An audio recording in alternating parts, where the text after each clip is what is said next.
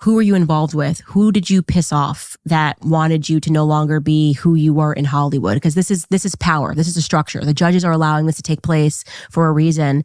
And his answers were quite interesting, and I think Harvey Weinstein did upset a lot of powerful people. And he was honest about that.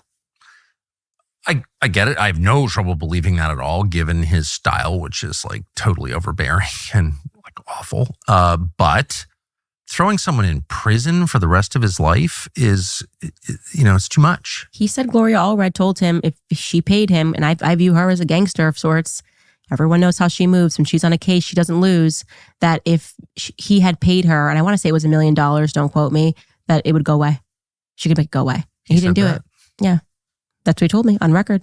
So it's people are going to hear it from his own mouth.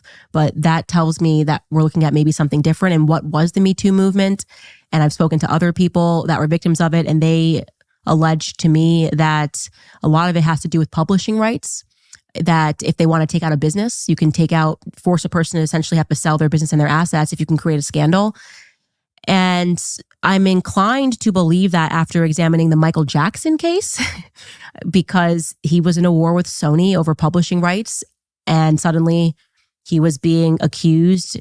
And I didn't remember much about that case, but then when I went and I looked at it, it was a crazy story of like a kid who was drugged by his dad to say that he was raped by Michael Jackson. Literally, he was drugged by his father. And so you start to wonder if there's a lot of stuff that's happening in Hollywood that many people have tried to speak out about. And those people have either been deemed crazy, or in the case of Michael Jackson, he's into children. And we sort of pay attention to the media circus of everything without realizing that there could be other stuff happening in Hollywood. Do you think it's possible that Michael Jackson was not a child molester? I am now convinced after looking at the case that he was not, and that he was at a war with Sony.